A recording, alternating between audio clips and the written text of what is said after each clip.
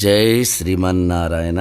భగవద్ బంధువులారా, ఇప్పుడు మనం తెలుసుకోపోయేది అష్టపాశము అనగానేమి. ఇప్పుడు దాని గురించి ఇప్పుడు వివరంగా తెలుసుకుందాం. అష్టపాశములు అనగా 8 పాశములు అని అర్థం. పాశం అనగా త్రాడు, అది బంధించడానికి ఉపయోగింపబడుతుంది. అట్లే అష్టపాశాలు జీవుని స్వతంత్రం హరించి బంధించే లక్షణం కలిగి ఉన్నాయి. దయ, శంక, భయం, లజ్ఞ, జుగుస్స, కులం, శీలం, జాతి అనే అష్టపాశాలు. తగని చోట కలిగే దయ, సందేహం, భయపడటం, సిగ్గుపడటం, రోత చెందడం, కులాభిమానం, శీలవంతుడనే అభిమానం, జాతి అభిమానం, ఇవి పాశాల వలె మనుషులను బంధించే స్వభావం కలిగి ఉన్నాయి.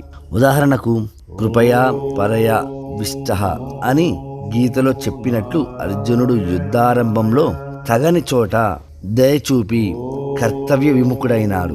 ఇతర పాశాలను కూడా ఇట్లే సమన్వయించుకోవాలి. పౌపాశం, భవపాశం, బంధపాశం, మోహపాశం, ఆశాపాశం, కర్మపాశం, దుఃఖపాశం, క్లేశపాశం అని మరొక రీతిగా కూడా అష్టపాశాలను వివరిస్తారు. జై శ్రీమన్నారాయణ.